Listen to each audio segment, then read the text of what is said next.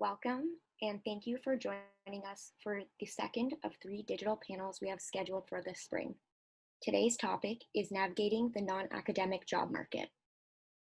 Before we begin, I'd like to let everyone know that audience members are muted to limit background noise. If you do have questions that come up during the webinar, you can submit those using the Q&A function, which you can find at the bottom of your screen. Your questions will be visible to all attendees and panelists, and audience members may also upvote questions to prioritize them. The panelists will address those questions during the open Q&A period following today's discussion. My name is Awish Aslam, and I'm the chair and central rep for the CSA Student Concerns Subcommittee. Our subcommittee also includes our Eastern rep, Emma Kay, and our Western rep, Nicole Millette. We'd like to thank the Canadian Sociological Association for sponsoring this initiative, and Sherry Fox, the Executive Director for the CSA, for working with us to plan and organize this series. We'd also like to thank everyone who submitted feedback when registering for this panel. Your comments and questions will be used to guide today's discussion. Finally, we'd like to thank the Applied Sociology Research Cluster of the CSA for collaborating with us to put this webinar together. I'm now going to turn things over to our host, Kristyn Frank, who is the co-founder and vice chair of the Applied Sociology Research Cluster. Thanks, Awish. Hi, everyone. Thanks especially to our panelists today, and for our audience members. It looks like we're over 30 people, so that's great. To give you an idea of who I am, I have a PhD in sociology from the University of Waterloo. Following that, I went to University of Guelph for a postdoc, and then I worked as a research analyst at the Higher Education Quality Council of Ontario in Toronto. I'm in Ottawa now, and I work as a senior researcher at Statistics Canada. As Awish mentioned, I was one of the co-founders of the Applied Sociology Research Cluster, and one of the objectives that we had in establishing that was to organize panel sessions that introduce students to alternative career paths that are often not discussed in graduate school. So over the last few years, we've been doing that, and we found a lot of very enthusiastic and really interesting sociologists to take part in these sessions, and today is no exception. We have 4 panelists today joining us, and each is working in a different industry, so we'll get to hear a range of experiences from them. I'll start with Andrea Dean. She is an organizational development consultant as well as a doctoral student at Western. Her work as a consultant in Bermuda and Canada focuses on organizational behavior and change management in private and public organizations. Next is Dr. Shane Dixon, who is a senior research associate with the Center for Research on Security Practices at Wilfrid Laurier University. His position involves collaborating with CRSP members to write research grant applications, as well as facilitating other research activities at the university. Next is Dr. Luana Heidinger, who is a research analyst at Statistics Canada, where she uses her skills in research design, methodology, and data analysis to meet the policy and information needs of various government departments and other stakeholders. And we also have Dr. Inimwa Obeng Akrafi, who is a community outreach advisor with the Calgary Catholic Immigration Society, working with the Cultural Brokerage Program. And she is also the senior strategist and facilitator at Inimwa Consultancy. So thank you all for joining us. We are going to start today with a poll, so we would like our attendees to answer this poll about where you are in your job search. So maybe you are just starting to think about career possibilities, maybe you're preparing to enter the job market, maybe you're currently on the job market, and maybe you already have a job, but you're just interested in other options and hearing about what other people are doing. So we'll leave the poll up for you for a few seconds to answer.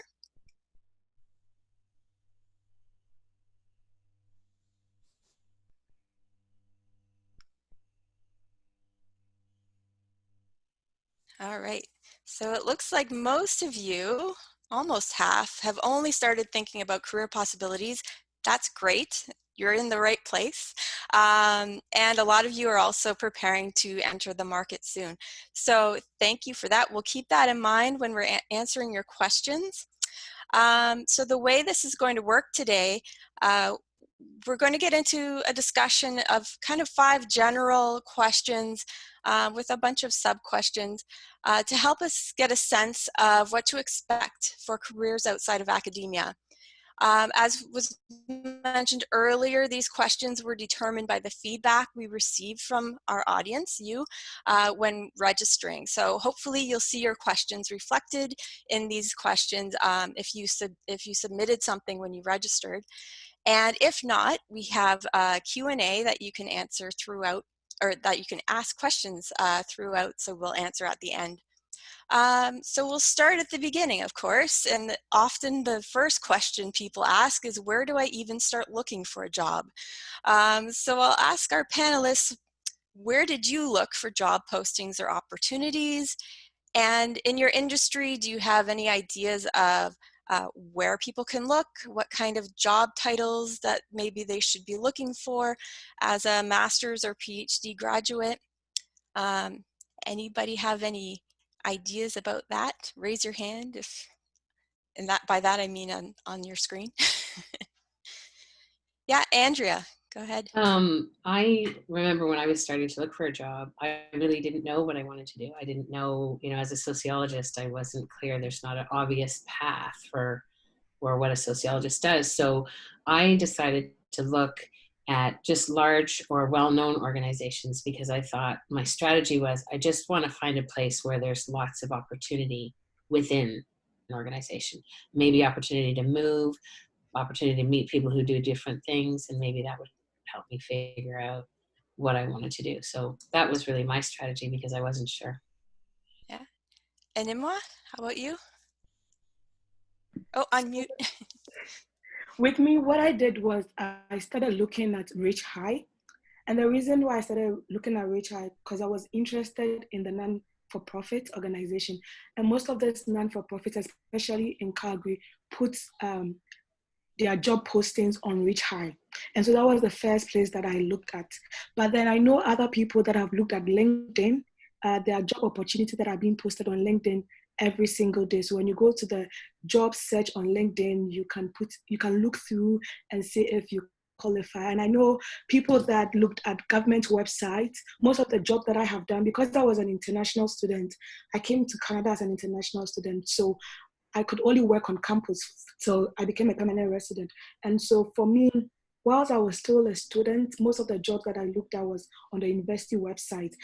And you can, although it's an academic setting, there are non-academic areas or job opportunities on the university website that one can go into. So LinkedIn for sure, Reach High if you're into non-profit, and the university websites. Great. Anybody else? I can add my 2 cents from the government side. If you're interested in federal government jobs, you would go to jobs.gc.ca. It's a little overwhelming. There's a lot of jobs posted there. Most jobs that I think sociologists would be interested in, and most jobs that they work in government, in federal government, are called analyst of some kind. So policy analyst, research analyst. So that's what you would be looking for. Yeah, Shane, I think we've got. Yep, Shane, go ahead. Oh, you're on mute. I knew that was going to happen at least once. I agree with what Animwa and Andrea have said. Strongly support that. I also think it's worth taking a lot of time, even before you get into the job hunt, to sort of take a step back and say, just what is out there? I think Andrea mentioned there's a lot of times there's no clear path.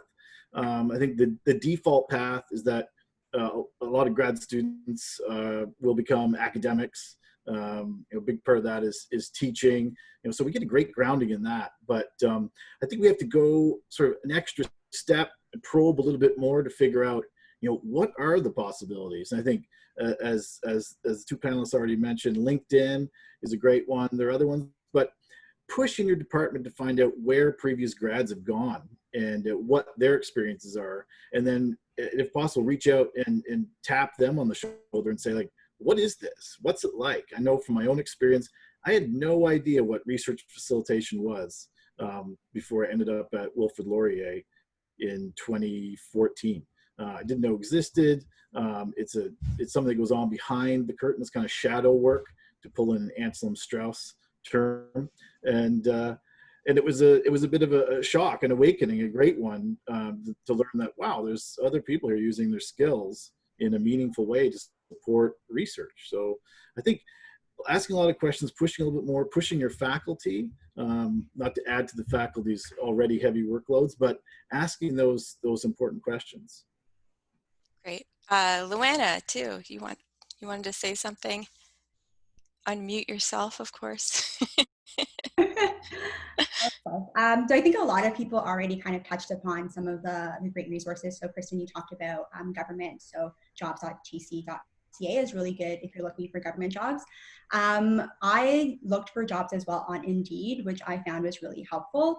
Something as well, there's so many different job titles out there, and a lot of job titles that you yourself could actually do and you might not know that you could do.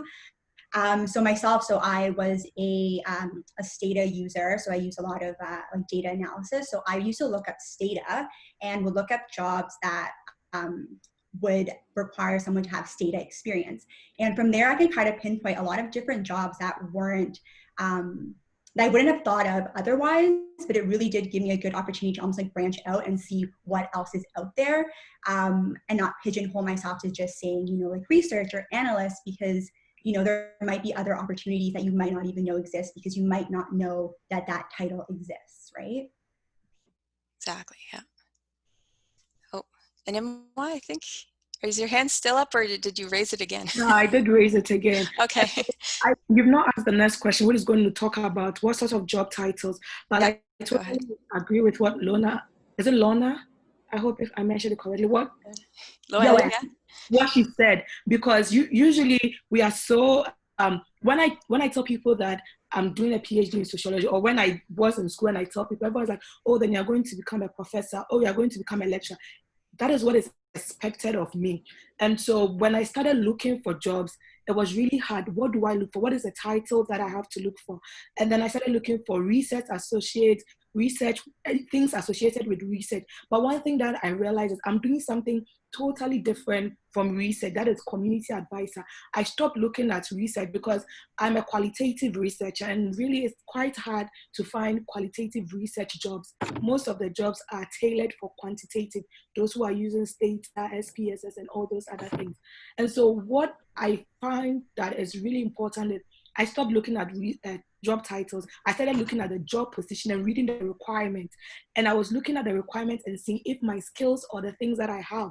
And so I do presentations. I was a TA back in school, so I can stand in front of people and talk and present. And so if the job was asking that you're going to do presentation, check mark, that is something that I can do.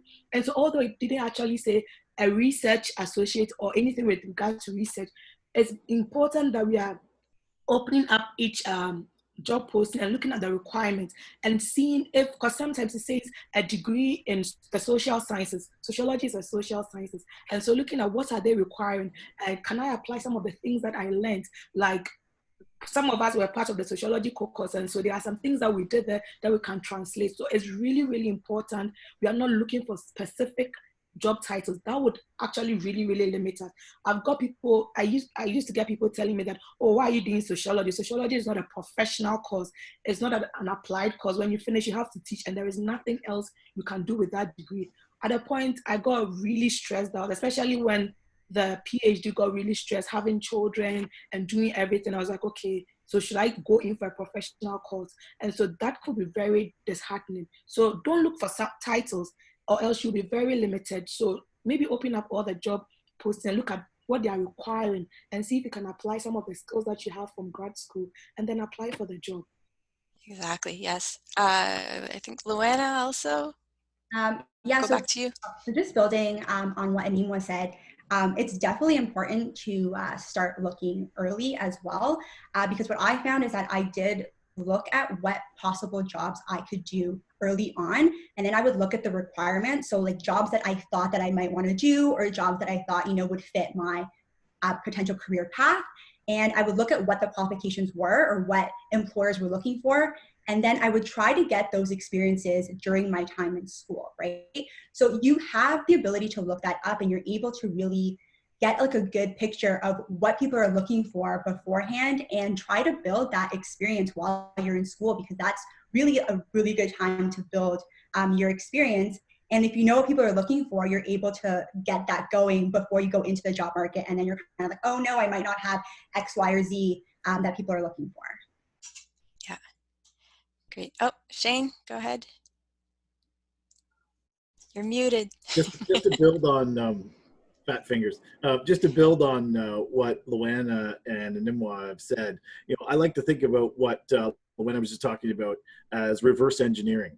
Right, so you have this strong sense, hopefully passion. I know that sounds trite, but I think it's, from what I've seen over the last few years, since I've had a full-time job, is that it's so important to find something that you find interesting, meaningful, that's going to motivate you to hop out of bed and get after it every day, so that you can be successful and enjoy what you're doing, whatever that happens to be, whether you're statistician or an advocate or something else.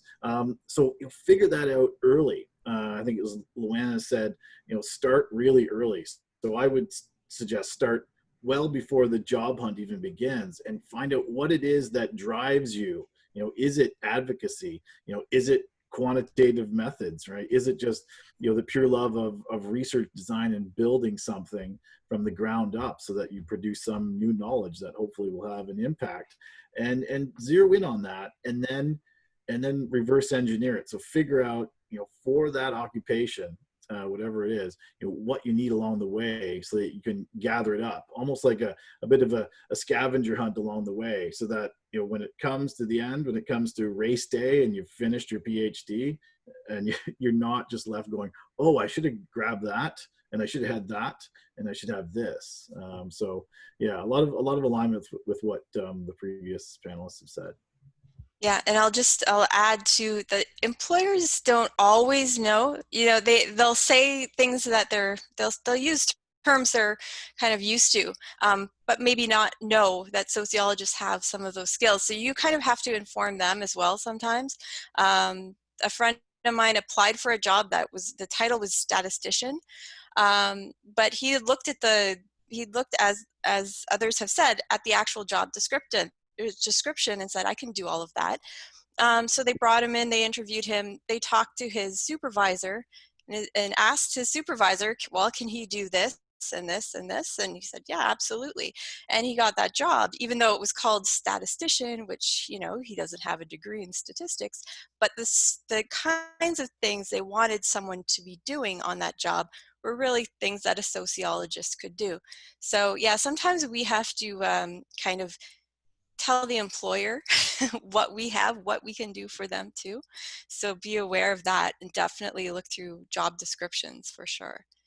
How about we'll move on to the question of, I'll ask it this way, how long did it take you to find a job in your field, or to find your particular position, or to start up what you've been doing, if you're doing consultancy or something like that? Nimwa, how about we go to you? Okay, so I know we've moved on, but I just wanted to go to a little bit. If there are any international students, I'm originally from Ghana, and back home, what it's called administrative assistant here in Canada is called secretary back home. And so those are some of the things. Some of the job titles can be misleading. And so definitely read the job requirements, open it up. Because if I was a secretary back home and I move here and I'm looking for a secretary job, trust me, I will be unemployed for a very long time, because it is retitled as an administrative assistant. Okay, so moving on. In the non-for-profit, it takes really a very short time. So this was my story. I applied. I was supposed to send my resume to the supervisor in charge of the program, and then he didn't respond. So you apply and you wait for a response. But I think it took just 2 weeks, because this is what happens. That with a non-for-profit, mostly they get their funding from government, and so they have funding to work for maybe a period of a year. And so within that year, they are looking for someone to fill the position. So it's not going to take them for about 4 months the job posting is not going to be there for 4 months. As soon as possible, they need to fill it because they need to be able to justify how they're using the money. If they've not hired anyone for 4 months, money for that person, where is the money? Who is using the money? Who is spending the money? And so as soon as possible. So this is what happened. And I think I need to say this. My LinkedIn page was just there. There was really nothing there. And so when I sent my resume and I hadn't heard anything, I looked up the supervisor's name and I realized that he was very active on LinkedIn. And so I was like, So this was me thinking, okay, I need to up my LinkedIn game. So I went on, and every job that I had on my resume, I put it on my LinkedIn and I updated my LinkedIn page. The next day, I got an email that I should come in for an interview. And this is what I'm thinking. I've never asked him this, but I feel like when you put the job titles that you have on your LinkedIn page, then it means you're not lying, because people can feign or fake some of this job qualifications. But if I've said I've done this with the University of Calgary and it's on LinkedIn, I can't lie about that, because the University of Calgary can come out and say, I'm sorry, we don't know you. And so right after I have updated my LinkedIn page, the next day I got in a call to come in for an interview. I went in for the interview. The next day after the interview, I got my offer letter. So that was how quick it was. So it was within less than 2 weeks. And that is for non-for-profit. I can't speak for other sectors. So basically that is it. Great, thanks. Shane, how about you? For me, it was about 4 years from the time the PhD finished to the time I obtained a full-time benefits, good salary position at Wilfrid Laurier with the Office of Research Services. So I came into my PhD, quickly, searched around, and I think I had a research assistantship for 4 months, and then it was a product of networks built during my PhD. I got a postdoc at Ryerson, and I was there for about 3.5 years, 4 years. Some of it was part-time postdoc work, and then others was other time was full-time postdoc work. It was on soft money, so there was always this search for myself and my supervisor to look for grant funding for research projects that would help support me along the way, which was unintentionally wonderful, because that gave me a huge amount of practice in writing grant applications, which got me partly got me the job at Wilfrid Laurier. But all told, it was about 4 years. And during that time, I was doing some contract teaching, doing a lot of soul searching. I became a parent just before my PhD ended, another child on the way. So it was a lot of pressure building up. So I began to really look at different types of opportunities during that time as well. Great. Andrea, how about you? I think that for me, people ask sort of how long did it take you to find a job? The job itself didn't take very long. It took a couple of months maybe to find a job. But for me, I still didn't know what I wanted to do. And that's been the theme. Obviously, I don't know what I want to do. I don't know what I want to be when I grow up. I'm still there. So, but I think the important thing was I was looking for an opportunity, not a job. I was not looking for the right job or the job I was going to do forever. I was looking for a place where I could find that and figure it out. So that made it easier in some ways, because I was really open to opportunities. And like the panelists have said, I looked at the requirements in a job and whether or not I thought I would like it, and really tried to, I didn't know what my passion was at that point, but I just tried to follow not what I could do, but what I might want to do. Right. And again, just looked for an opportunity in a bigger place. So once I found that, I had one job, and then in that same organization, I ended up having 4 different jobs over time. Right. And that's really how I learned so much of what I learned in order to become a consultant. But it was really just look for a space where I can grow and I can figure out what I want to do, and I'm going to get exposed, as opposed to looking for a job. Yeah, great. I'm going to move on here. We already kind of touched on using LinkedIn and that sort of thing, but can anybody speak to networking generally? How important was that for you? Have you done any informational interviews with people? If you did, how did you set those up? Can anybody talk about their experience with that kind of thing with networking. Does anybody other than Nimwa have extensive LinkedIn experience in networking? Or yeah, Andrea, go ahead. I'm actually the opposite. So I have no experience with LinkedIn because I've never used it. I've never used social media or any of the other platforms. I found the networking that worked best for me was actually talking to people, and more opportunities have come by sometimes what feel like random conversations with people, just talking about what I'm passionate about or what I care about. And a lot of times, even today, I'll be talking about that and someone will say, well, I didn't know you did that. And then all of a sudden we make a connection and there's some opportunity. But I think it may depend too on the industry that you're in, because as Nimwa said, if you're looking for certain things, there may be certain jobs that, you know, people really use LinkedIn a lot. So I think you have to try to understand the space you're looking in to decide whether or not that's useful. I'll say from my experience, I've been contacted by students when they might see my name in a conference program or something and say, oh, that person's going to be at this conference. And I've met a few people that way who just messaged me on LinkedIn and asked if we could meet for a coffee or something like that. So don't hesitate to do that if you kind of see someone's name and, you know, think maybe they're working at a job that is of interest to you. Don't hesitate to contact them. Absolutely. Yeah, Shane, go ahead. I think one of the things, I think this builds a little bit on what Andrea said, is the importance of being present, being there, put yourself in a position that you can network. No one's, I mean, apart from when, you know, you're in amidst a crisis like this and pandemic in your basement like I am, right? Get out there and talk to people. And I'm not talking here about the formal networking, which some people find, you know, absolutely painful to do, especially if you're a bit of an introvert. I'm talking about, you know, going to these gatherings that you might have in your department, or invitations from people to go to different talks and just talking to people about what it is you're doing. And sometimes it is hard, but I strongly encourage you to, you know, to let people know what it is you're up to, what kind of research you're doing. Because as Andrea said, people forget. We're all busy. It's hard to pay attention to everybody, so you don't know. And to pull out an old reference of Granovetter and his strength of weak ties. It's some of those relationships that may be weak, or they're on your outer rim of the people that you know.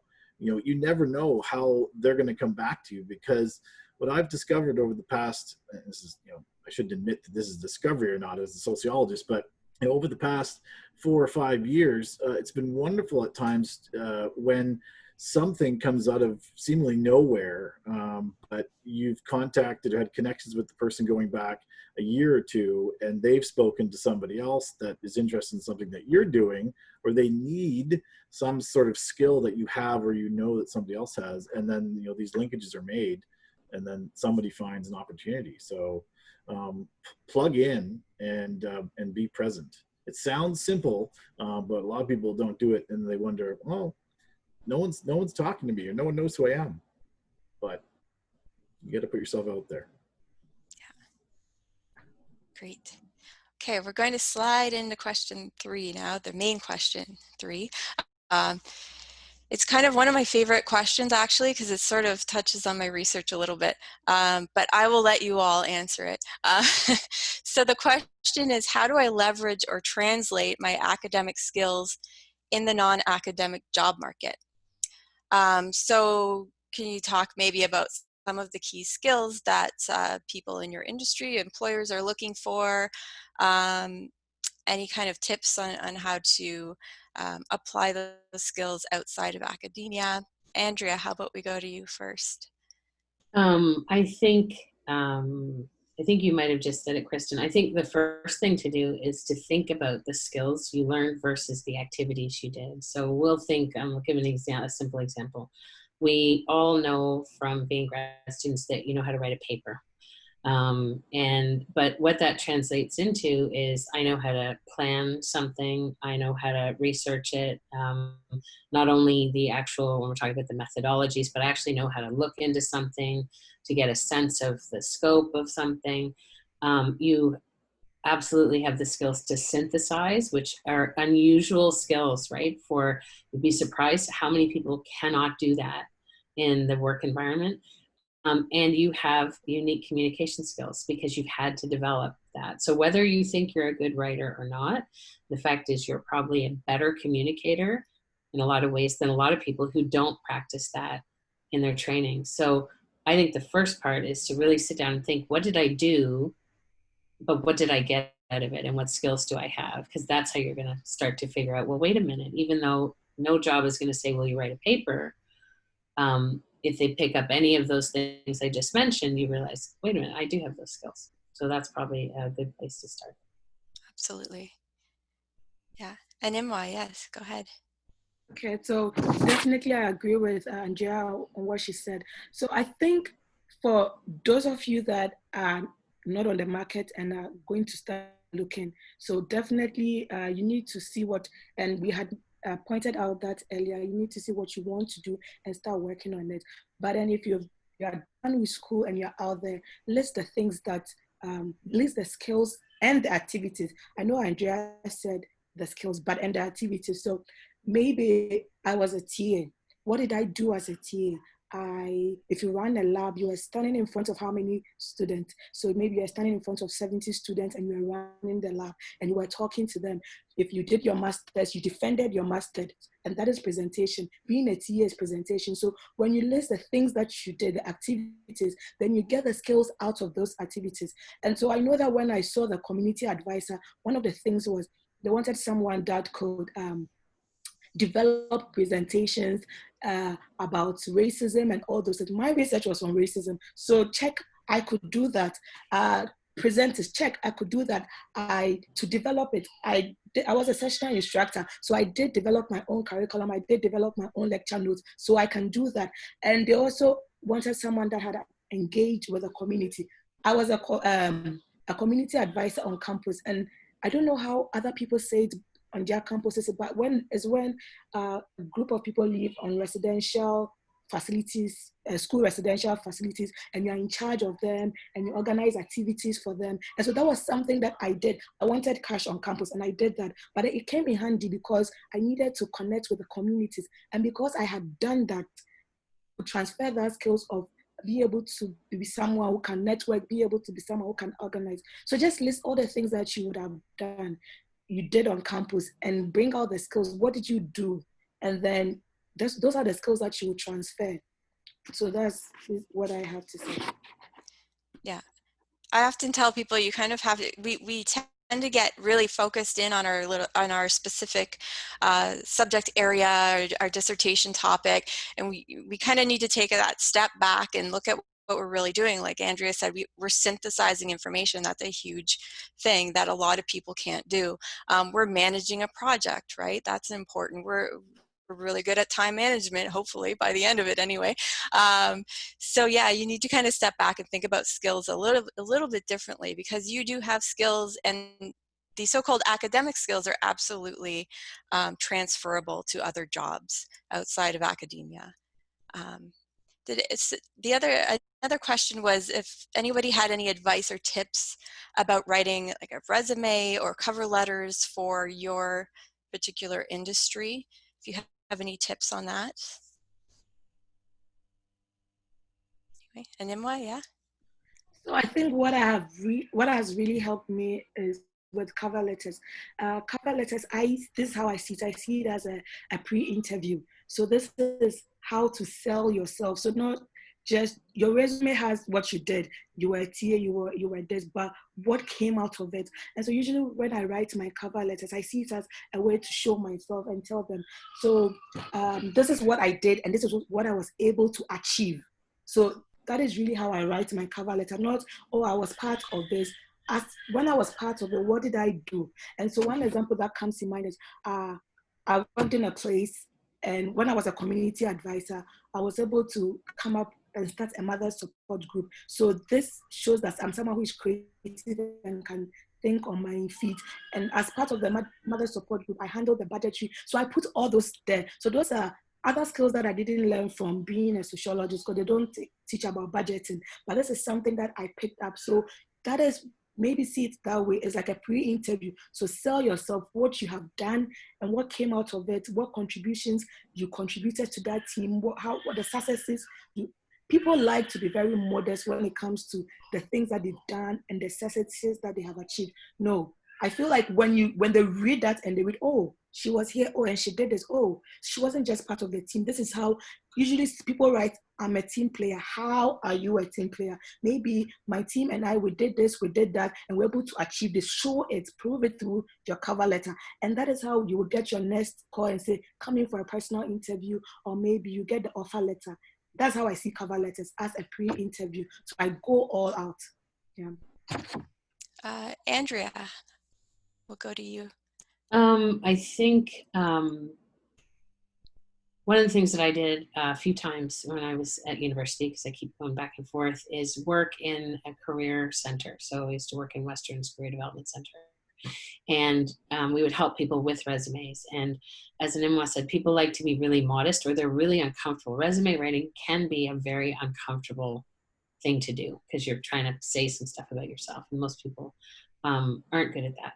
So one of the tips would be to use a service like that, or use some feedback. So don't sit necessarily in your little space and try and figure out what is right. Actually get some feedback. And the most important thing I think that I ever did in that role was just in asking people, they'd say, well, I did this job, and we would have a conversation about, well, what did you get out of it? What did you learn? And a lot of times people forget to make that translation, right? So just talking about it with someone can be helpful. I think with respect to resumes, my preference has always been to do functional resumes instead of chronological, because that allows you to write the narrative on what I learned, what I got out of it, what skills I have, without someone just attaching it to a job, a list of jobs that you may have done. The list of jobs, if someone looked at my resume, they'd think, that doesn't even make sense. It doesn't look like a nice linear progression. I never present it that way. I always present, here are the skills that I have, and I'll present some of the places where I got them. And what that does is it encourages a conversation, because people can't fill in the blanks without you actually having the opportunity to tell a story of where I got that skill, right? Or maybe there's 5 places I got it. So that would be one of mine, was get some input from other people, and really do the work to tell somebody what you might bring to the table, but not just through a list of your history. Great. Shane, how about you? I think just 2 points, because I think a lot of what I had to say has already been talked about, but 2 points. One, as we already discussed a little bit, figure out where you want to go with your career, with jobs, and start picking up the pieces so that when you sit down to write that resume or CV, you already have this wonderful collection, this repertoire of skills and experiences that you can lay out for a prospective employer. The second thing is, keep that prospective employer in mind as you craft your CV, resume, or cover letter. Speak to them. Maybe they won't want to know that much about your wonderful theoretical background. And I'm not picking on theory folks here, because that's the world we operate in, concepts and theories. But set it up so that you're framing it so you're speaking to what they're interested in. So to Andrea's point, perhaps, don't just put it down as a nice list or an enumeration of what you've done. Speak to the people that you're hoping to get the position with, and do your homework. Dig in. Visit their website once or twice or many times. Look deeply at what the job ad is asking for. Use their terminology and align it with what you are doing, and speak to them, speak to their organization and the tasks that you might have by incorporating them into your cover letter. So it could be as simple as, I see on your website that you've done this, or, I see in the job ad the person was required to do X, Y, and Z. Well, I've done A, B, and C. So this is why I'm a great fit, and then support that with all the marvelous things that you've accomplished over time. Yeah, Luana, let's go to you. So Shane basically said what I was going to say. The first part at least. So definitely cater your cover letter, especially. In my experience, I don't usually change my resume. I have kind of like a standard resume. I know some people do cater theirs, but my jobs that I've applied for are usually about the same, similar. But cater your cover letters to the jobs that you're applying to. And especially, look at the job ad. What are they looking for? What's the experience they're looking for? And hit those points, because that's what they want in a job, in an applicant, sorry. The second thing is that there is a difference when you apply for private sector jobs and for government jobs. So in private sector, you do have your resume and a cover letter. In government, I've noticed that the cover letter is asked for less frequently, and instead you get asked what's called screening questions, which I would say acts almost as a cover letter and directly asks about your experience. So definitely think about that when you're applying for jobs, about what is being asked of you. And definitely for the government screening questions, when they're asking for your experience, they really do want the detailed information. So that's important as well, to make sure that you include more information than what's on your resume, just because they want to make sure that you're meeting those requirements as they're screening you in to be a potential candidate to be later interviewed or to be given exams for, or what have you. So that's important. And I'll just add to that, because government applications are really, it's a whole different thing. Probably needs another webinar on that. But just so you're aware of kind of the way the process works, and kind of what, talking to what Luana was saying, the first kind of sort of your applications, people from HR are going to be looking at it. You're not going to have sociologists reading your first application. So that's the screening questions. It's really important to be very specific. You might feel like you're repeating yourself a lot and that, but you have to be very clear and kind of envision someone going down a checklist, right? So you just have to be very specific, and it feels weird. It's not what you're used to in the academic realm, but that's kind of the way it works. So that's the tip on getting through the first round with government jobs. So I'll move along. Actually, I'll keep Luana up because she brought this question up. But the idea of what can students do while they're graduate students to help them prepare for their job, for a job outside of academia? So I'll just start. So I think for myself in particular, I'll say that really helped me is experience. I cannot stress enough getting experience. In particular, getting experience outside of the academic university setting, because you're looking for jobs outside of academia. So jobs outside of academia should be where you're trying to get experience from. So for myself personally, I used to work in family medicine as a research assistant, which seems kind of out there, but again, it was a research position, which I knew is what I wanted to do. Family medicine was hiring, so I said, hey. The other thing that I do is I actually volunteer as well, which is a great way of getting experience in research in the field that you'd like to be doing.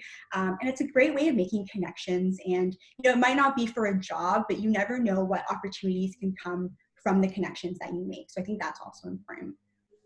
Okay. In the interest of time, I'm going to go to our next question because I want to get to it for sure.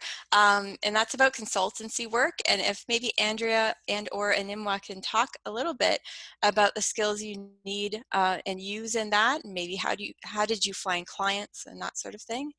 So maybe, does Andrea want to go first? Sure. Okay. So as I said before, when I first started looking, I really wasn't sure what I wanted to do, and I didn't know that I wanted to consult, and I never actually thought of being self-employed. But what happened when I look back is that my Soc degree gave me so many marketable skills that I didn't even really know how to market them, but I would get that feedback when I was at work. So I would get feedback on my ability to write, or I would get feedback on, I ended up working at a bank, and I understood market research because I understood, a little bit of the stats. I understood some of the qualitative and quantitative stuff. So I had this little bit of an edge that I didn't realize until I was in the roles that I was in.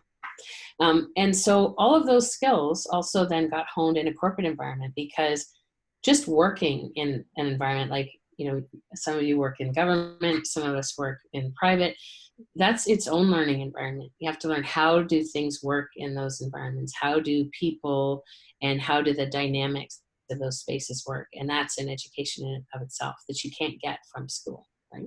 So I honed that in a corporate environment. And as I was navigating around, I found my passion. I just kept finding the things that I really love to do and kept driving towards that, and used that space. I used private companies, right? You use that space to get training, to get experience, to get exposure, to sign up for projects and things like that. And once I had really figured out what I wanted to do, it became really easy to take that outside as a consultant. So I ended up being really more like an internal consultant, right? Internally, because I didn't want to get stuck in a space.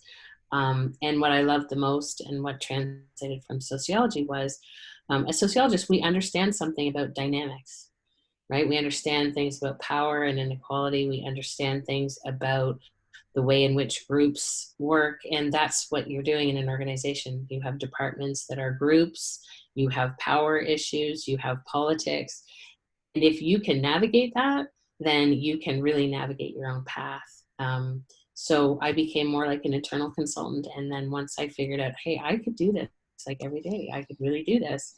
A friend of mine and I took it outside and just decided to offer to other companies what we already offered internally. And that's the way I figured it out. That's great. And Emma, did you have anything to add about your consulting work?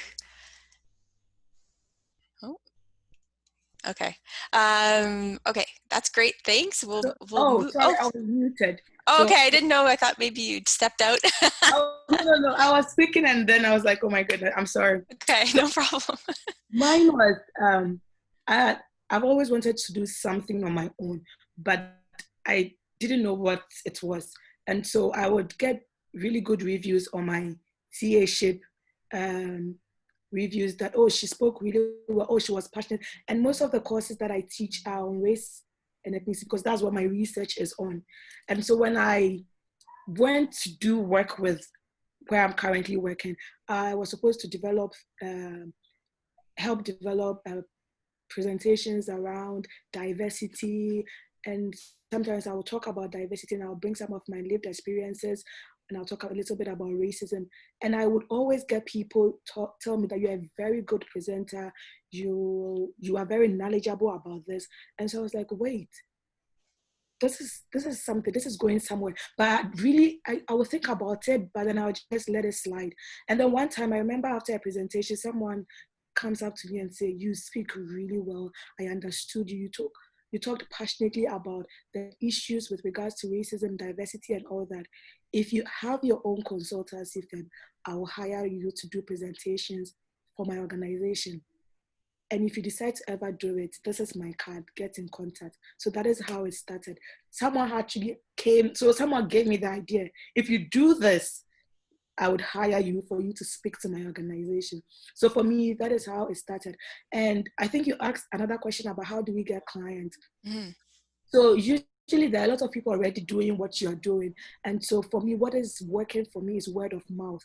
And so I've had a lot of people say, oh, just as networking, people are talking and they're like, oh, this is what I wanted. Like, I have someone, or I know of someone, or I went to a presentation when someone spoke about this, because LinkedIn is really choked because a lot of people are talking about this already. That is their full-time job. I already have a job, so there's like something I'm building up on the side. And so for me, what has really worked is word of mouth. Word of mouth has really taken me far. Most of the clients that I've had is through word of mouth. Great. Okay, we're going to move on. I feel like we're running out of time a little bit, so I want to get to some of the other questions. But thanks for that. I guess, well, one of the questions that came up from our participants when registering was about contract jobs or casual work. And the question of, is this common in your industry? How long does it maybe take to find something permanent? We talked a little bit about that. So maybe you can talk about just if contract or casual work is common in your particular industry, if you worked in those kinds of jobs after graduating. Does anyone have any comments about that? Yeah, and go ahead. So with a non-profit contract job, although the term is permanent, most of the jobs that are there are usually contract because they are based on funding, and so the programs get funded for a limited number of time. And it can be cut short. Fundings can be cut short, and you have no jobs. So that is with non-for-profits. If you decide to go into a non-for-profit, be prepared that most of the jobs that you would have will be based on funding, and so you can have a job today, and then in a few months' time they'll tell you our funding has been cut, so you can't have a job. When it comes to contract job, what I always tell people is, if you're just fresh out of school and you're looking for jobs and there's a contract, 1 year contract, 2 year contract, take it and use it as a learning playing field. So go there and learn more about your skills. Make sure that you're keeping very good relationship with your supervisors, because that can be your landing or the place that you'll be able to catapult to a better and permanent job. So if it's a contract job and it's 1 year or 2 years, go for it and learn more. Sometimes it can be extended, it can become permanent. You never know. There have been jobs that people take maternity leaves that people don't come back again and becomes a permanent position. And so that is what I have to add with regards to that. Great, thanks. Luana, how about you? So from my experience, when I've been on the job market before, I do find that a lot of the jobs are contract positions. Which isn't to say that there aren't permanent positions, but there are some as well. But I do find that there is a lot of contract positions in research, especially. But I think it's important when you go into your interviews to ask your employer, like, what is the possibility that this position can become a permanent position? That way you could really get an idea of kind of what you're getting into. But I wouldn't say no to a contract position if you don't have anything else kind of going on. It's a great way to earn experience or to get experience. And it's a great way to use your skills and to apply for different jobs. And from there, who knows, you could go into different possibilities. So I think that, sometimes it happens, but it's part of your career trajectory, and eventually you'll probably get something that's more permanent. Great. Okay, we're going to slide into question 5. This is probably a question that everyone's curious about the mystery of the non-academic job. Can you talk a bit about the benefits of a career outside of academia? Maybe are there similarities as well? Do you work with a lot of other PhDs or sociologists? And also the idea of whether there's a stigma around non-academic careers. So anybody want to dive into those questions? Luana, is your hand up now for the last one? Do you want to talk about it? The last one. Oh, okay. Well, Andrea's hand's up, but Okay. we'll go to Andrea first.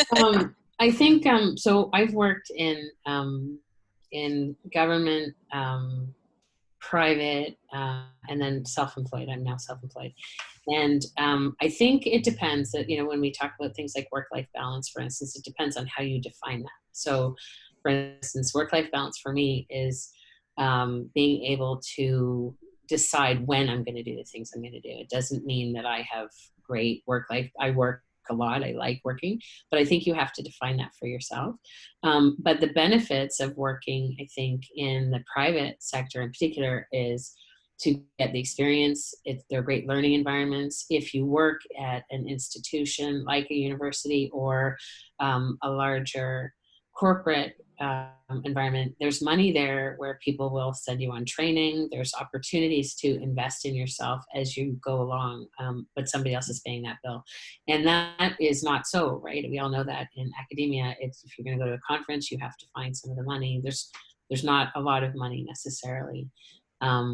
in that space. So I found that to get training, to learn, to develop my skills, to network, but informally, right? And just get to know people was really good. And in the beginning, there was also and I'm going to say this probably disturbs some people, but there was also the illusion of stability, right? So I hear we're talking about contract versus permanent. And the reality is a permanent job is a really nice illusory moment that that it's permanent. They're not permanent, right? We can all lose a job. Things can change. The last 6 months should tell us that, right?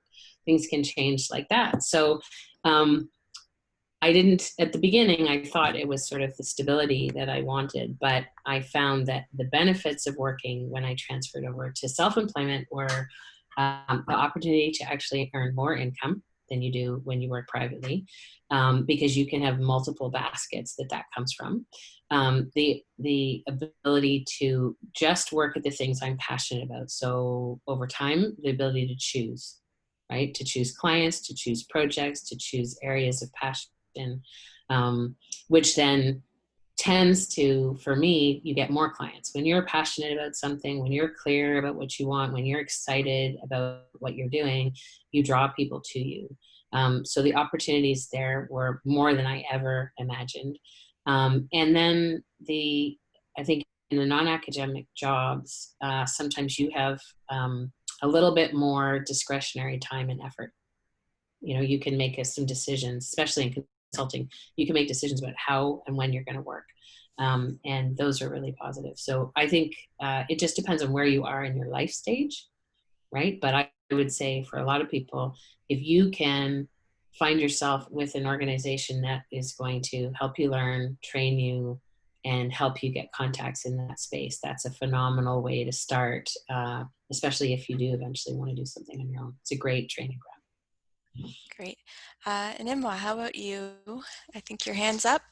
So there's definitely a stigma, and I've had it a lot of time when people ask me where I work, and I say, they're like, really? You did not become a professor, you did not go for a postdoctoral, or you don't even work in the university setting. And I know that even at work, when people know that, then when I was working towards my PhD, and you are here, so there's actually a stigma with having a PhD in general and working in non-academic settings. So I've had it a lot of times. And sometimes I ask myself, why am I not supposed to be here? But then just as Andrea mentioned, the flexibility. I like the flexibility because I'm not working to become a professor currently that I need to do this and be tenured. No, I can always switch and change. And I find that there is something somewhere that I really like. I can always pick my bags and go. So I think I like the flexibility. I like the fact that you can work from home. Not till now, most people couldn't work from home. If you have a professor and you have to teach a class, you have to be on campus and you have to teach a class, unless your class was an online class. But with what I do, you could always work from home. I work with the community, I work with the people. It's very flexible. And so I think that is with none of, but there is a stigma. There is people always, I think people always expect something, I don't know, I don't want to use the word high because where I work to is good for me and it's all about what is good for me. But people expect that you work in an academic setting when you have a PhD. Yeah. Shane, let's go to you. Yeah, I think it's important for students that are just finishing up or they're the midway to start asking some important questions about, and we've touched on these throughout the last hour or so. And some of these questions are, what does a professor do? I think we all have this idea, right, about what professors do, and we see the front stage, we see them teach. We see them do research, we see them do presentations, we see them consult with us as students when we're students and in a supervisory role.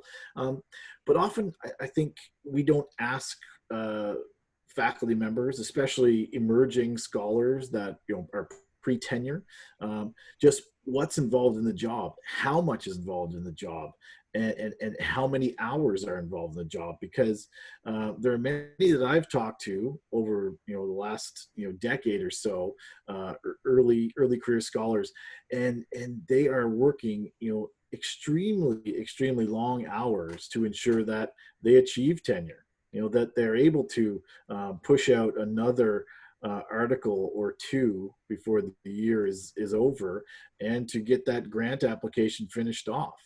Not to mention the work-life balance, because these folks have families just like everybody else. And so there's a lot of juggling. I think there's a tremendous amount of obligation there. I think it's also one of the most wonderful careers one could have because of the freedom and flexibility in terms of the latitude around what you want to do and what you want to study. But I think we need to, for the students that are listening, to ask questions about what is it that faculty do? Do we really have a good sense of what it's all about? And then, ask yourself, is that what you want to do? Do you love to teach? Are you willing to put in long hours to achieve tenure and to keep publishing because it is publish or perish. The coin of the realm still remains publications and successful grants. So I think there's something to be said for the non-faculty positions where you can have 8 to 4 or 8:30 to 4:30 or 9 to 5. And I'm not talking about all jobs, but there is something there where you can say, okay, I've done my 35 or 40 hours this week. I'm stepping away because this is what my contract says, right? In some occupations, that doesn't exist. So I think bearing that in mind and learning a little bit more as a student about what faculty do and how much time and energy is put in, I think some people will be very surprised by how much faculty are doing and just what it takes to receive tenure and then to maintain that level of output and work, especially at research-intensive universities. Great.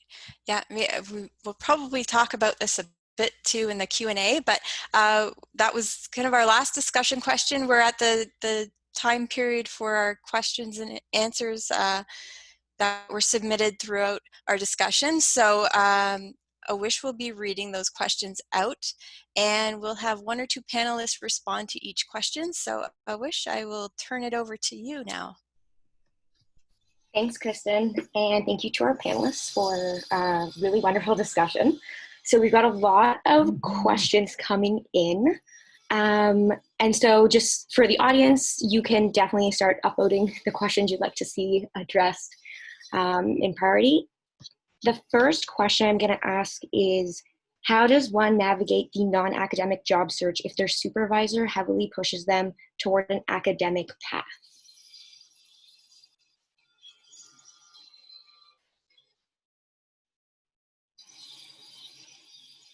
Or maybe are there other sort of resources that you can tap into to get that support?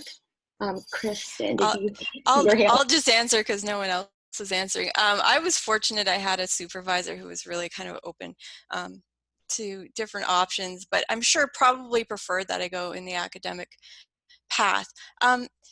Honestly, it comes down to you and what you want. And if your supervisor isn't supportive of that, you kind of just have to go and do what you want to do. And oftentimes you get partway through your program and you realize you don't really like teaching or some other aspect of it. And it doesn't mean stop the program, but it means maybe you want to look at other options. And so it takes a lot of courage and a lot of confidence, I know that, but don't let your life be dictated by one person that has a little bit of power over you, yes, but it's about you and your life and your choices. So kind of try to push through and kind of go on your own and try to make those connections outside of academia as well. So Great. That's all I have to say. Thank you. Andrea, I see your hand is also up.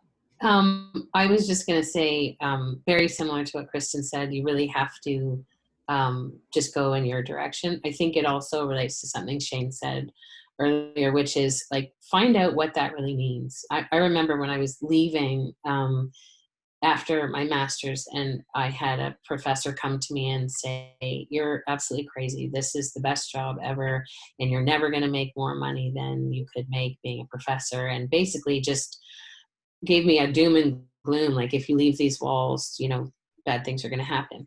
And I ignored that. But but I knew that I couldn't find support sort of in that space. So I had to go and figure it out elsewhere. And I think, you both made just really good points. One is go find out what it means to be in academia, because as Shane pointed out, there's lots that we don't ever see. And so you need to have a sort of better idea of that, but also go on your own path, and your supervisor is there to supervise that part of your life and the work that you're doing, but not to supervise the decisions you make about the rest of your life. Thank you. Okay. We're getting a lot of questions about government, so I've tried to summarize them into one kind of long question. So so there's a lot of people are interested in a career in government or Statistics Canada, but they have some reasons to be skeptical about it. Seems to be that a lot of people who end up working in that field may already have contacts, and it's difficult to penetrate if you don't have that sort of access. So there's a question that was directly asked to Loanna. Someone wants to know more about your pathway. So if you could speak about that in detail, especially because you did a postdoc. And I know I'm going to hit you with like 7 questions, so I can repeat these. So can you discuss more about how to apply for jobs at StatCan, including applying to general pools? How do they screen the resumes? How do you incorporate the competencies that they list in the job ad into your cover letter and resume? How many rounds of interviews? Are there written tests? Just generally, I think it's just kind of how do we get in? And I know that you're not a representative of StatCan, so I'm not expecting, and I don't think anyone in the audience is expecting that, but maybe if you could speak to your experience, that would be a good start. Okay. So I will preface this that I'm not a representative of StatsCan at all in the job hiring. I don't do any of the hiring, so I don't know, but I can talk about my experience. So I did do a postdoc at Statistics Canada. I applied for it before I finished graduating and had the job right about the time I was defending and graduating. So it just really coincided well in that sense. I happened to be a really good match for the postdoc. They were hiring in a field of exactly what I did my research in. I applied to the general postdoc call. I am not sure when that happens, but when I applied, it was in April. I do remember that. So you might want to keep an eye out in April. I know that StatsCan also does the recruitment program, which is for post-secondary students, which you can also apply for.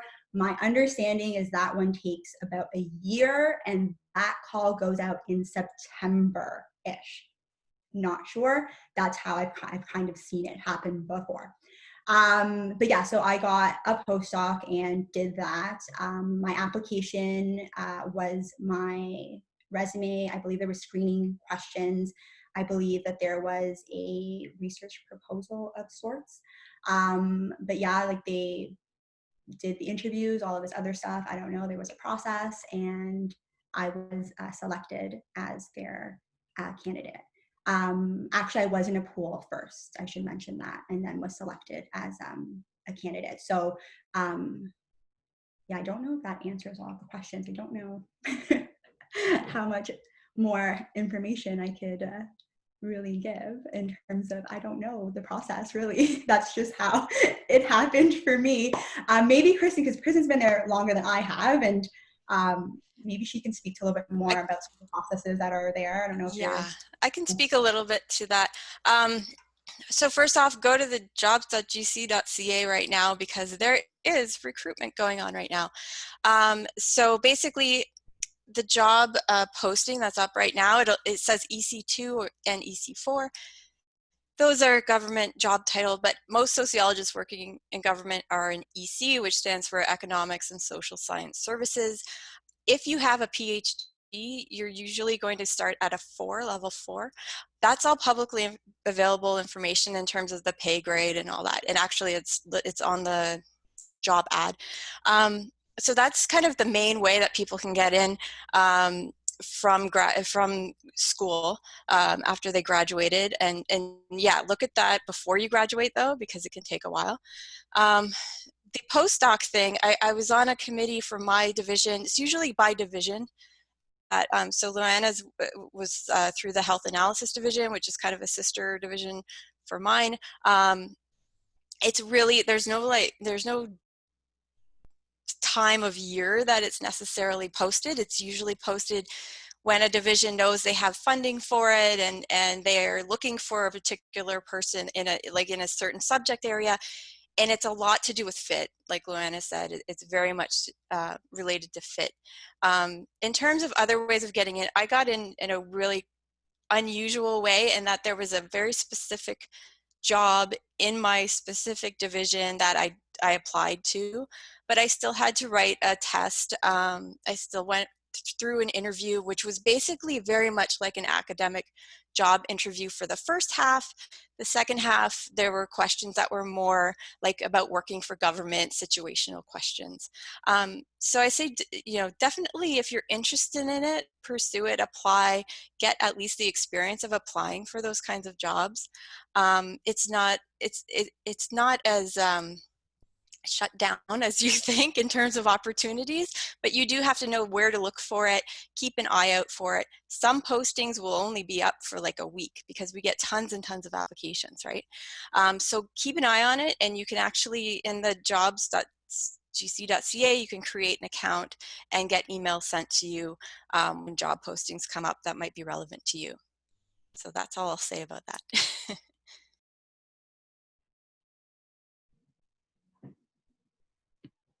Thank you. Okay, so our next question, do I need a PhD to get a good research job? So I think I'll contextualize that a bit, because I think obviously there's also students who are in a master's, maybe weighing the options of whether to continue or to start looking for work. So could any of our panelists speak to that maybe? Kristyn, is your hand up from the last question? And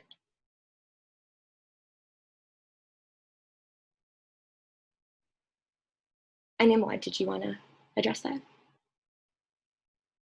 Oh, you're muted. I don't think so. And the reason why I said I don't think so is because for me, the Department of Sociology, where I come from, University of Calgary, a lot of the people that are working with the Alberta Health Services as research associate, research assistant, they do not have a PhD. They have a master's. Someone was actually doing her PhD and she got a very good offer from Alberta Health Services. She dropped a PhD and went for the research position. So I don't think you need a PhD to get a good research job. All the people that I know personally or from my department that have research positions do not have a PhD.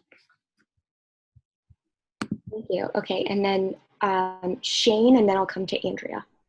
I think I agree with Nimwa here. You don't need the PhD to get a research job and a good research job. Several people I know that were coming out with masters when I came out of University of Waterloo went on to great marketing jobs, and then they built on early successes, and now they're in coordination management roles within those or other marketing organizations. I will say though that we all study in some form mobility, dynamics, power, status, and so forth, and the PhD does open certain doors, and it gives you access to certain ladders that you may not possibly have with a master's. So I would bear that in mind too.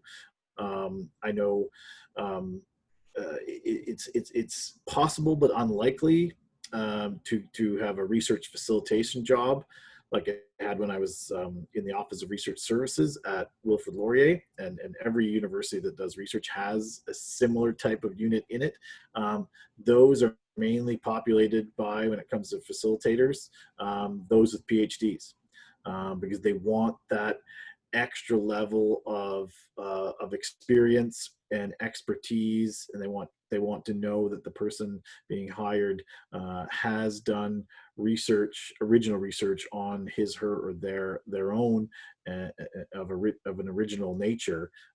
So I think what I would say to end is beware of what the limitations are for specific industries and job openings. And I think in some industries, the PhD is not important.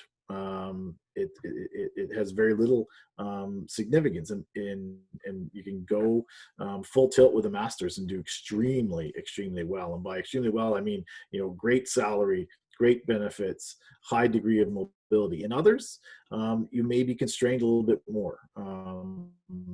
So that's how I would answer that. Thank you. Andrea?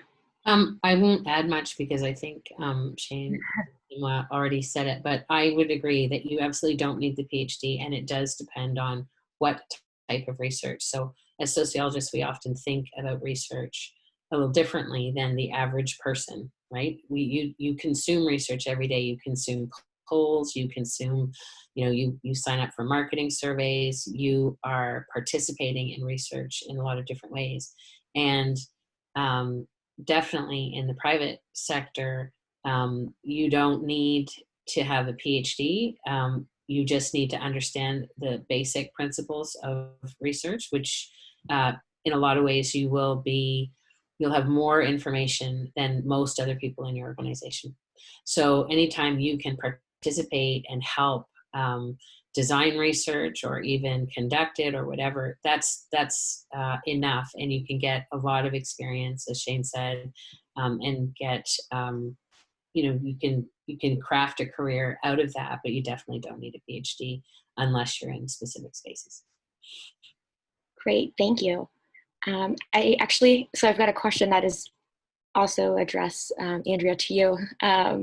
So because you're already working as a consultant, I'm wondering how a PhD might help you. Is it worth it, or could you be doing similar work with an MA? I'm sure it can help you strengthen your skills, but for those of us who don't have the privilege of pursuing a PhD, can I find similar work without that degree? Also, do you have to have the economic cushion to take on a career in consulting, given the possible risk that you're taking on?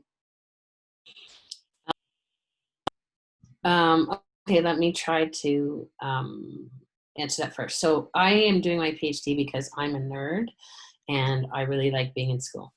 And so you're absolutely right. I already have a consulting career established. I don't actually need to do the PhD, but it does actually make a difference. I am finding that it's consolidating some of my experience, and it is making a difference in terms of what I do, but more so probably just for my enjoyment, right, than because somebody's going to hire me because I have a PhD.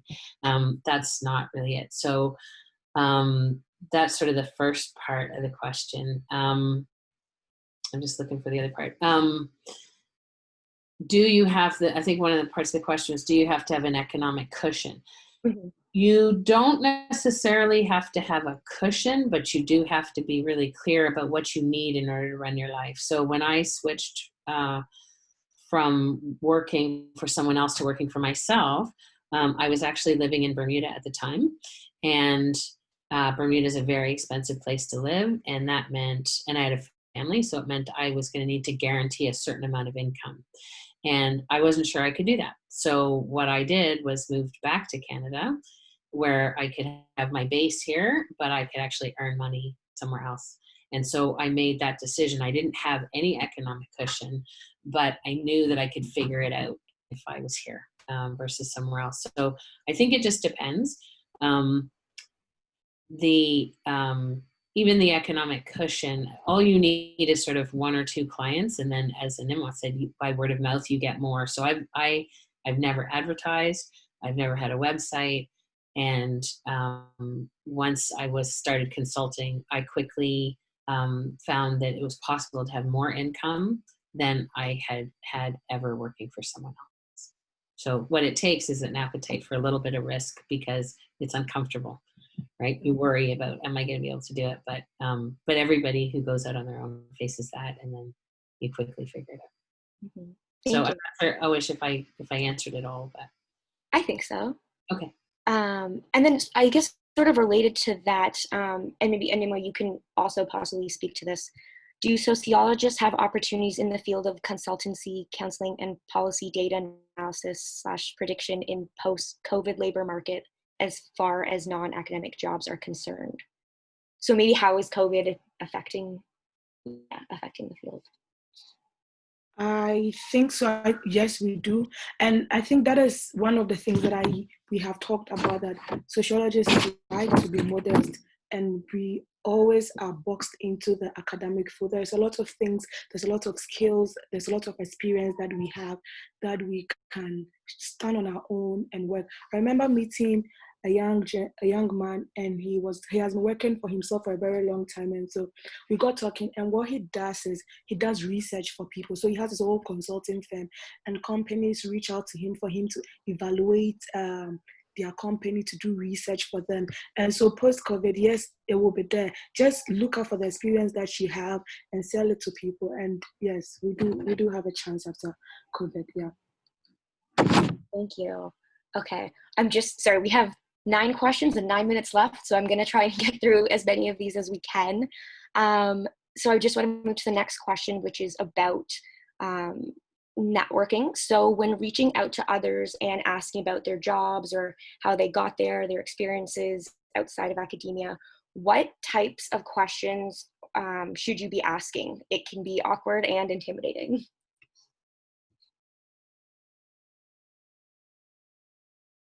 Shane?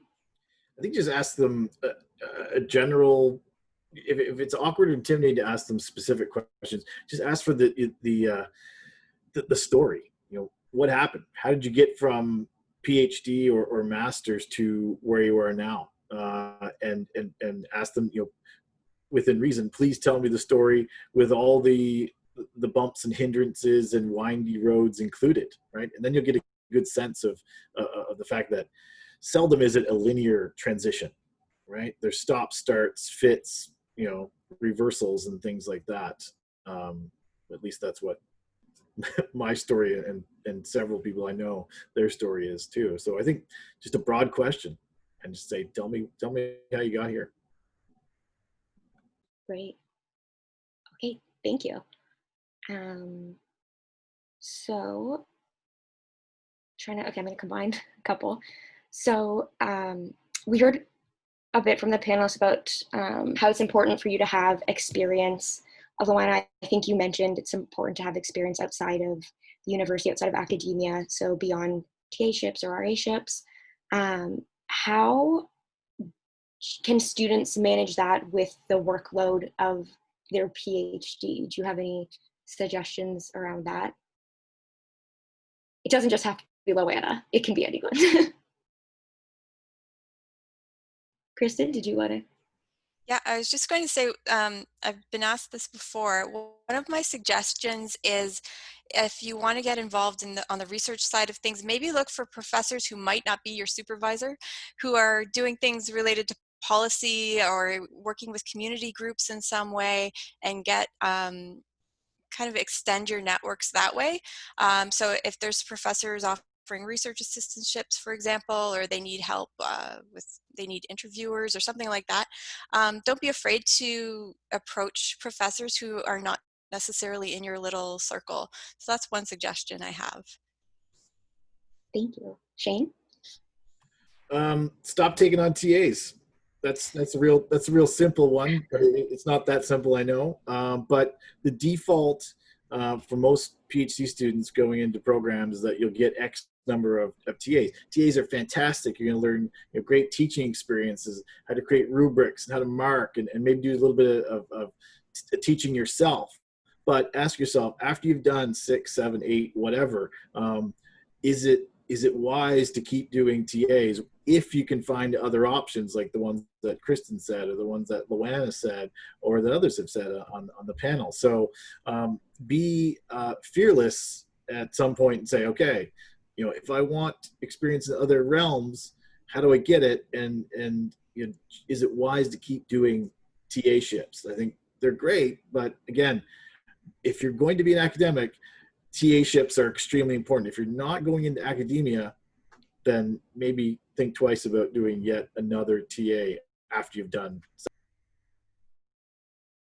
Great, thank you.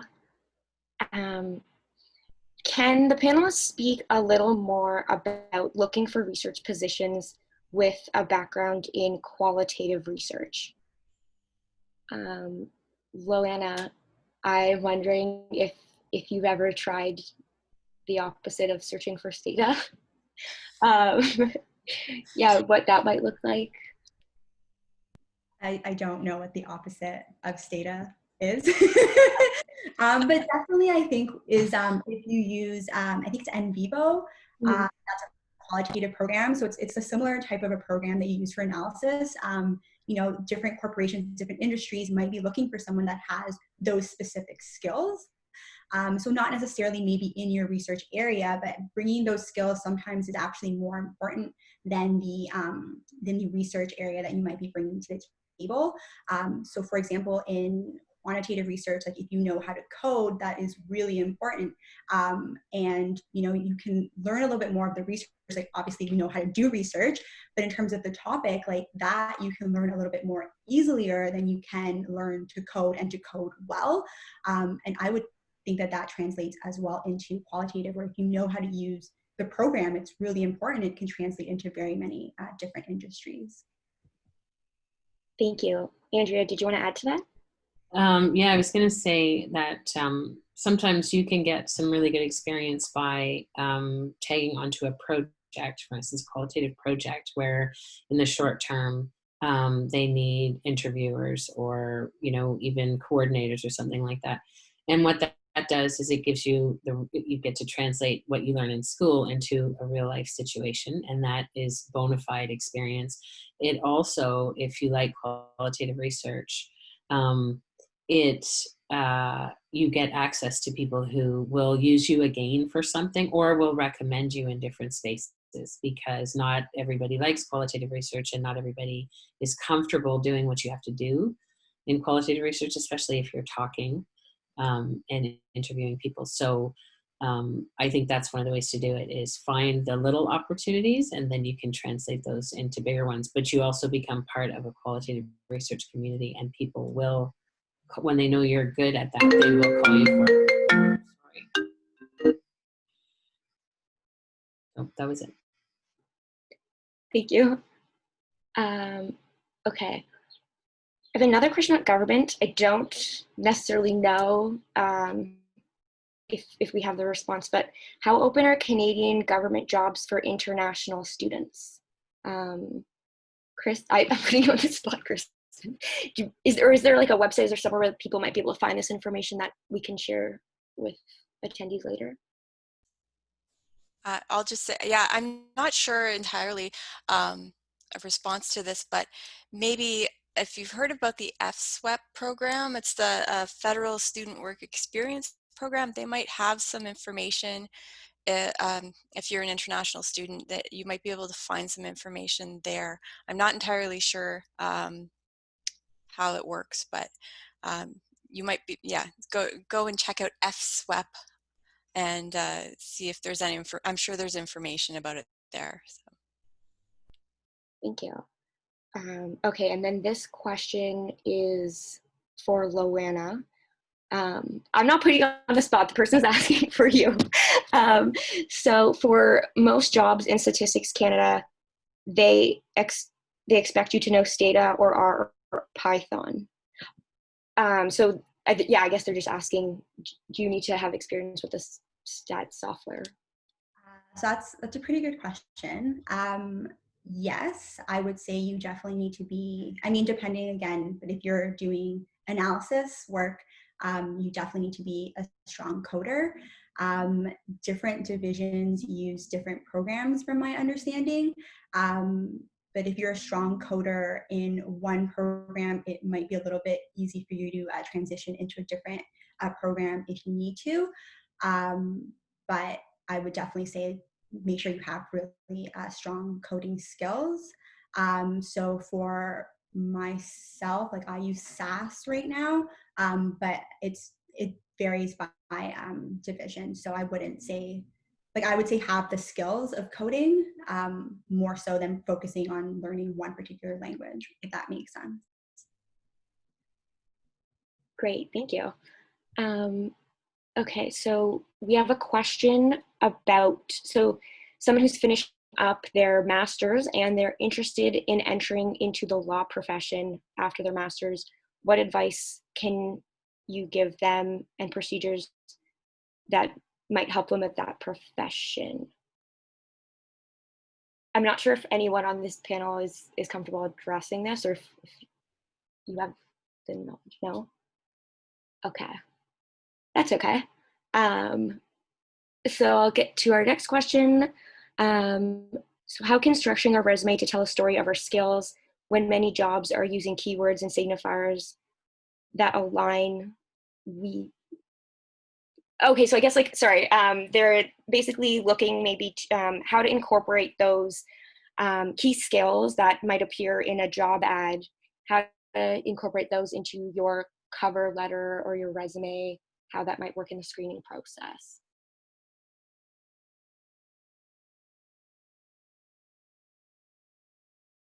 Can anyone speak to that? Anyone?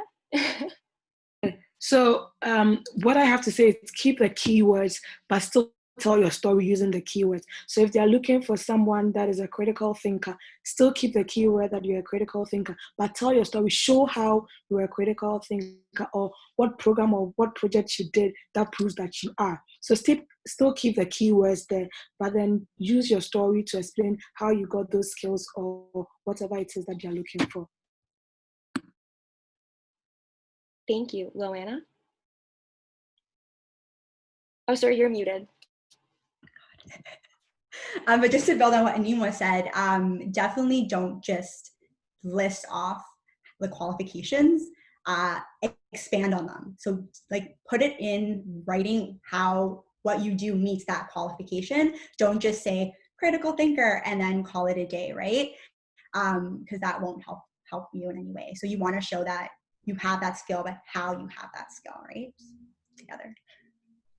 Thank you. Okay, so our last question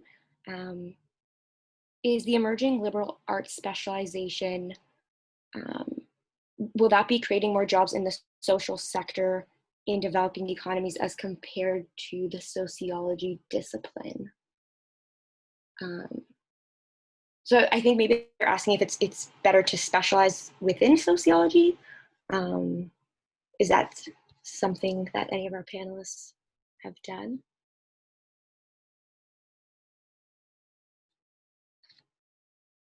No? Okay, does not seem like that is the case.